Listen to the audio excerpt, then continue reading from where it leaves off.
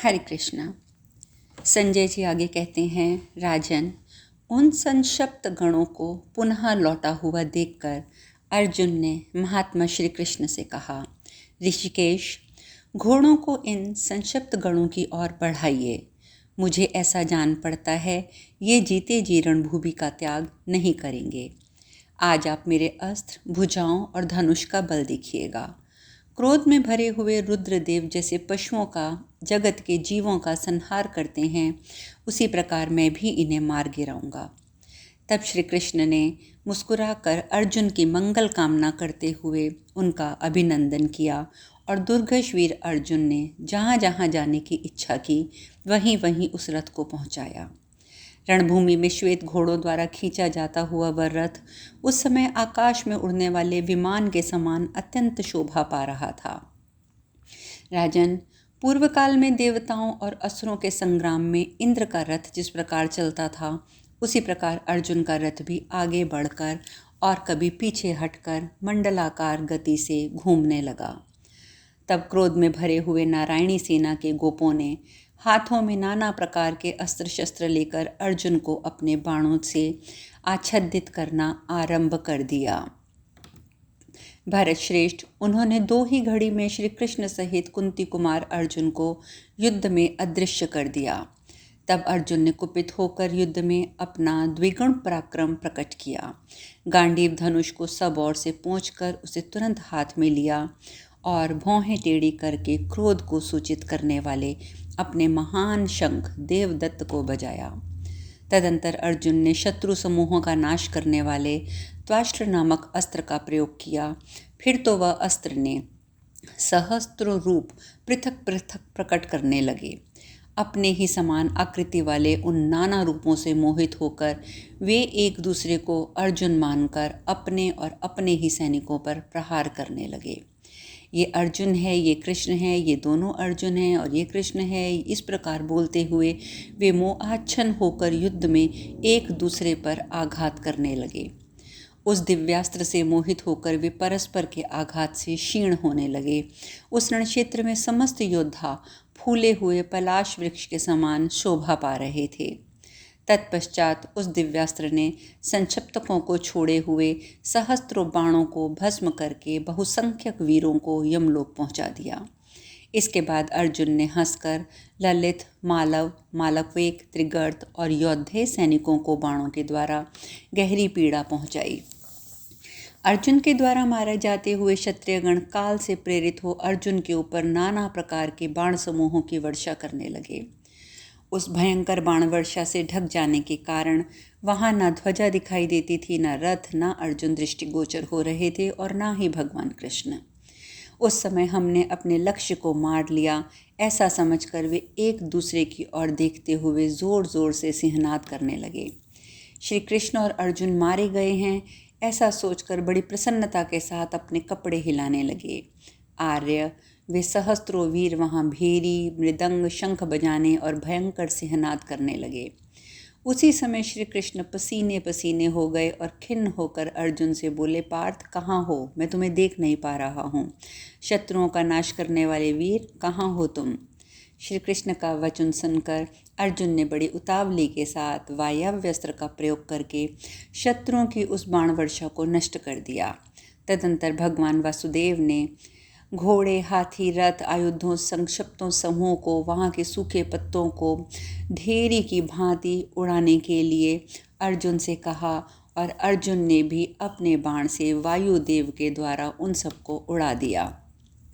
माननीय महाराज, वायु के द्वारा उड़ाए जाते हुए वे सैनिक समय समय पर वृक्षों से उड़ने वाले पक्षियों के समान शोभा पाने लगे। उन सबको व्याकुल करके अर्जुन अपने पैने बाणों से शीघ्रतापूर्वक उनके 100-100 और हजार योद्धाओं को एक साथ संहार करने लगे। उन्होंने भल्ल द्वारा उनके सिर उड़ा दिए, आयुधों द्वारा भुजाएं काट डाली, हाथी के सूंड के समान मोटी जांघों को भी बाणों द्वारा पृथ्वी पर काट गिराया। धनंजय ने शत्रुओं को शरीर से के अनेक अंगों से विहीन कर दिया। किन्हीं की पीठ काट ली, किसी के पैर उड़ा दिए। कितने ही सैनिक बाहु, पसली और नेत्रों से वंचित होकर व्याकुल हो रहे थे। उन्होंने गंधर्व नगरों के समान प्रतीत होने वाले और विविध सजे हुए रथों के अपने बाणों द्वारा टुकड़े टुकड़े कर दिए और शत्रुओं को हाथी घोड़े रथों से वंचित कर दिया। पताका, अंकुश, ध्वजों से विभूषित गजराज वहां इंद्र के वज्र से मारे हुए वृक्ष युक्त पर्वतों के समान ऊपर चढ़े हुए योद्धाओं सहित धाराशाही हो गए। पैदल सैनिकों के खड्ग एवं नखर कटकर गिर गए। कितने ही वीर मारे गए थे, कितने ही मारे जा रहे थे, कुछ गिर गए, कुछ गिर रहे थे, कितने ही चक्कर काटते और आघात करते थे।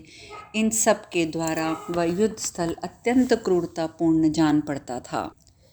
रक्त की वर्षा से वहाँ की उड़ती हुई भारी धूल राशि शांत हो गई और सैकड़ों कबंधों से आच्छादित होने के कारण उस भूमि पर चलना कठिन हो गया। रणक्षेत्र में अर्जुन का वह भयंकर एवं विभत्स रथ प्रलय काल में पशुओं अर्थात जगत के जीवों का संहार करने वाले रुद्रदेव के क्रीड़ा स्थल सा प्रतीत हो रहा था। वहाँ मारे गए महारथियों से आच्छादित हुई सारी भूमि सब ओर से प्रेतों द्वारा घिरी हुई सी जान पड़ती थी। व्यूह रचना पूर्वक प्रहार करने में कुशल और योद्धाओं में युधिष्ठिर को पकड़ने की इच्छा से उन पर तब तक चढ़ाई करने को व्याकुल हुए अपनी सेना का व्यूह बनाकर द्रोणाचार्य युधिष्ठिर पर आक्रमण करने के लिए वहाँ पहुँच गए और वहाँ पर भी बड़ा भयंकर युद्ध हुआ। इस प्रकार श्री महाभारत द्रोण पर्व के अंतर्गत संशप्तक वध पर्व में अर्जुन संशप्तक युद्ध विषयक 19वां अध्याय पूर्ण हुआ। संजय कहते हैं, महाराज, महारथी द्रोणाचार्य ने रात को दुर्योधन से बहुत कुछ बातें कही थी और संशप्तकों के साथ अर्जुन के युद्ध का योग लगा दिया था। भरतश्रेष्ठ फिर संशप्तकों का वध करने के लिए अर्जुन जब बहुत दूर निकल गए तब सेना की व्यूह रचना करके धर्मराज युधिष्ठिर को पकड़ने के लिए द्रोणाचार्य ने पांडवों की विशाल सेना पर आक्रमण किया। द्रोणाचार्य के बनाए हुए गरुड़ व्यूह को देखकर युधिष्ठिर ने भी अपनी सेना का मंडलावर्ध व्यूह बना दिया। गरुड़ व्यूह में गरुड़ के मुख के स्थान पर महारथी द्रोणाचार्य खड़े थे और बाकी सब नरेशों ने भी अपना अपना स्थान ग्रहण किया। इसी प्रकार से दुर्योधन द्वारा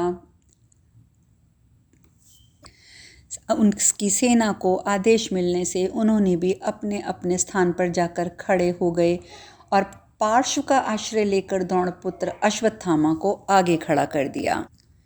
राजा युधिष्ठिर ने द्रोणाचार्य के द्वारा रचे हुए उस अलौकिक तथा शत्रुओं के लिए अजय व्यूह को देखकर युद्ध स्थल में धृष्टद्युम्न से कहा, कबूतर के समान रंग वाले घोड़ों पर चलने वाले वीर, आज तुम ऐसी नीति का प्रयोग करो जिससे मैं उस ब्राह्मण के वश में ना हूँ।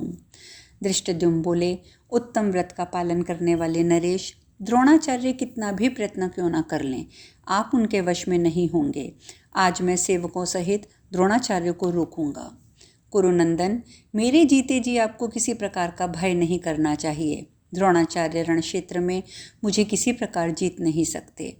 संजय कहते हैं, महाराज, ऐसा कहकर कबूतर के समान रंग वाले घोड़े रखने वाले महाबली द्रुपद पुत्र ने बाणों का सा जाल बिछाते हुए स्वयं द्रोणाचार्य पर धावा किया, जिसका दर्शन अनिष्ट का सूचक था। धृष्टद्युम्न को सामने खड़ा देखकर द्रोणाचार्य ने क्षण भर में अत्यंत अप्रसन्न और उदास होकर मुख नीचे कर लिया। महाराज, वह द्रोणाचार्य का वध करने के लिए पैदा हुआ था, इसीलिए उसे देखकर मर्त्य भाव का आश्रय ले द्रोणाचार्य मोहित हो गए। राजन, शत्रुओं का संहार करने वाला आपके पुत्र दुर्मुख ने द्रोणाचार्य को उदास देखकर धृष्टद्युम्न को आगे बढ़ने से रोक दिया। वह द्रोणाचार्य का प्रिय चाहता था। उस समय शूरवीर धृष्टद्युम्न और दुर्मुख में तुमुल युद्ध होने लगा और धीरे धीरे भयंकर रूप धारण कर लिया। धृष्टद्युम्न ने शीघ्र ही अपने बाणों के जाल से दुर्मुख को आच्छादित कर दिया और महान बाण समूह द्वारा द्रोणाचार्य को आगे बढ़ने से रोक लिया। द्रोणाचार्य को रोका गया देख आपका पुत्र अत्यंत प्रयत्न करके नाना प्रकार से बाण समूहों द्वारा धृष्टद्युम्न को मोहित करने लगा। वे दोनों पांचाल राजकुमार और कुरुकुल के प्रधान वीर जब युद्ध में पूर्णतः आसक्त हो रहे थे, उसी समय द्रोणाचार्य ने युधिष्ठिर की सेना को अपनी बाण वर्षा द्वारा अनेक प्रकार से तहस नहस कर दिया। जैसे वायु के वेग से बादल सब ओर फट जाते हैं, उसी प्रकार युधिष्ठिर की सेनाएं भी छिन्न भिन्न हो गईं। 2 घड़ी तक वह युद्ध देखने में बड़ा मनोहर लगा, परंतु आगे चलकर उसमें पागलों की तरह मर्यादा शून्य मारकाट होने लगी। नरेश्वर, उस समय वहां आपस में अपने पराये की पहचान नहीं हो पाती थी। केवल अनुमान अथवा नाम बताने से ही शत्रु मित्र का विचार युद्ध में हो रहा था। उन वीरों के मुकुटों, हाथों, हारों, आभूषणों, कवचों से सूर्य के समान प्रभामयी रश्मियां प्रकाशित हो रही थी। उस युद्ध स्थल में फहराती हुई पताका में युद्ध युक्त रथों, हाथियों और घोड़ों का रूप बंक पंक्तियों के चितकबरे प्रतीत होने वाले मेघों के समान दिखाई देता था। एक दूसरे को अपने शरीरों को सटाकर आपस में खींचातानी करते हुए वे दांतों को पीस पीस कर टक्कर लगाते हुए धूम सहित आग के उठने की भांति युद्ध करते रहे। कोई हाथी दूसरे योद्धा को उठाकर फेंक देते, कोई गरज रहे थे, कुछ हाथी मरकर धाराशायी हो रहे थे। कुछ हाथी वहां हाथियों द्वारा दांतों से घायल किए जाने पर उत्पात काल मेघों के समान अत्यंत आर्तनाद कर रहे थे। कितने ही गजराज मनुष्यों से शून्य होकर इधर उधर चित्कार करते हुए फिर रहे थे। वे एक दूसरे की सेना में घुसकर फटे हुए बादलों के समान छिन्न भिन्न हो धरती पर गिर पड़ते थे। उस समय बहुत से हाथी उस युद्ध स्थल में तोमर, सृष्टि, फरसों की मार खाकर घायल होकर आर्तनाद करते हुए धरती पर गिर जाते थे। उस रण क्षेत्र में कितने ही रथियों ने अपने भल्लों द्वारा हाथियों पर बैठे हुए महावतों की छाती को भेद डाला। राजन, हाथी, घोड़े, रथ योद्धाओं की लाशों से ढकी हुई वहां की भूमि पर रक्त और मांस का कीचड़ जम गया था। कितनी ही हाथियों ने अपने दांतों के अग्रभाग से पहिए वाले तथा बिना पहिए के बड़े बड़े रथों को रथियों सहित चकनाचूर कर दिया और सूंड से उठाकर फेंक दिया। मनुष्यों के पैर रक्त की कीचट में टखनों तक धंस जाते थे।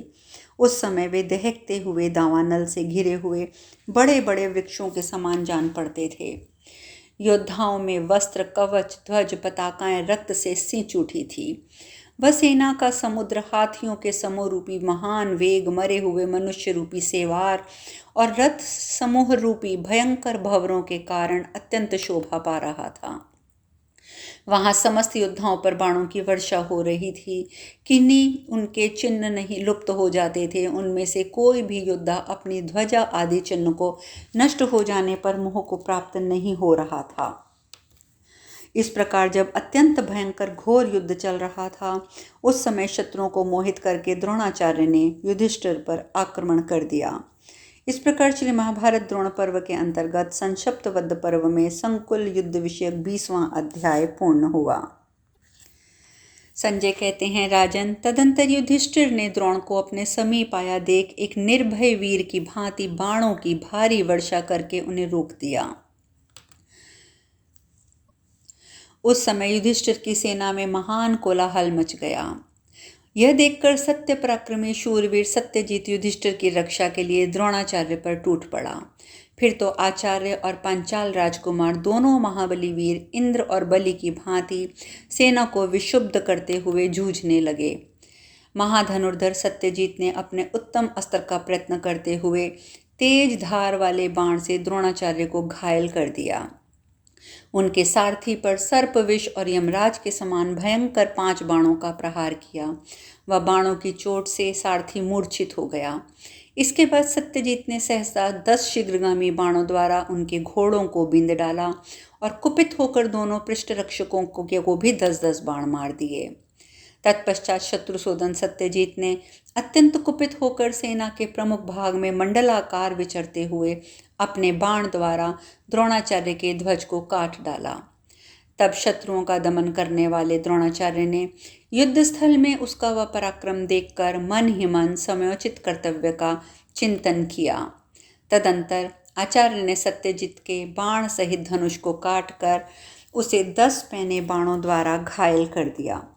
राजन, धनुष कट जाने पर प्रतापी वीर सत्यजीत ने शीघ्र ही दूसरा धनुष लेकर कंक के पांख से युक्त 30 बाणों द्वारा द्रोणाचार्य को गहरी चोट पहुंचा दी। महारथी द्रोणाचार्य को समर भूमि में बाणों द्वारा आच्छादित होते देखकर समस्त पांडव सेना गर्जने और वस्त्र हिलाने लगी। बलवान वृक ने अत्यंत कुपित होकर द्रोणाचार्य की छाती में 60 बाण मार दिए। ये भी बहुत अद्भुत बात थी। इस प्रकार बाण वर्षा से आच्छादित होने पर महान वेगशाली महारथी द्रोण ने क्रोध से आंखें फाड़कर देखते हुए अपना विशेष वेग प्रकट किया।